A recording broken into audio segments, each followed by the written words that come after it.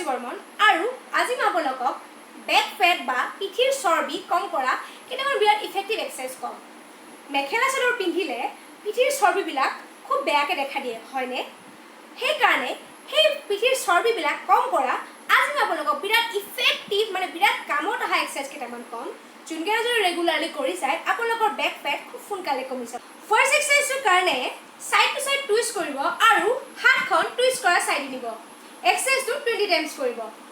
1 2 3 4 5 6 7 8 9 10 11 12 13 14 15 16 17 18 19 20 second এক্সাৰসাইজটোৰ কাৰণে হাত দুখন এটো পজিশনত ৰাখিব আৰু বেকত স্কুইজ কৰিব।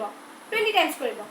1 2 3 4 5 6 7 8 9 10 11 12 13 14 15 16 17 18 19 20 থাৰ্ড এক্সাৰসাইজটোৰ কাৰণে হাতখন শোল্ডাৰ হাইটত ৰাখি বেকত স্কুইজ কৰিব।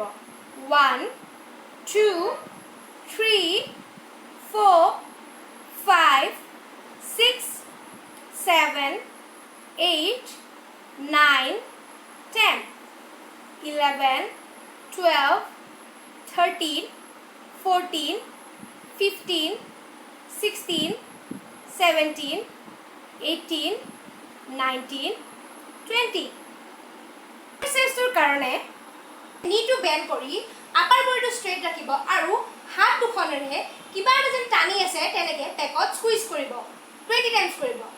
1 2 3 4 5 6 7 8 9 10 11 12 13 14 15 16 17 18 19 20 এক্সাৰসাইজ ৰেগুলাৰলি কৰি যায় আপোনালোকৰ বেক ফেট খুব সোনকালে নোহোৱা হৈ যাব। এক্সাৰসাইজ যদি ৰেগুলাৰলি কৰিব সময় নাপায় এটলিষ্ট সপ্তাহত 3 বাৰকৈ কৰিব। এক্সাৰসাইজ কেইটাৰ লগত যদি কাৰ্ডিঅ' কম্বাইন কৰি দিয়ে তেনেহ'লে আপোনালোকৰ ৰিজাল্টটো খুব সোনকালে আহিব। ভিডিঅ'টো চাই যদি ভাল লাগিল থাম্বছ আপ বাটনটো ক্লিক কৰি দিব আৰু মোৰ চেনেলটো ছাবস্ক্ৰাইব কৰি দিব। Thank U.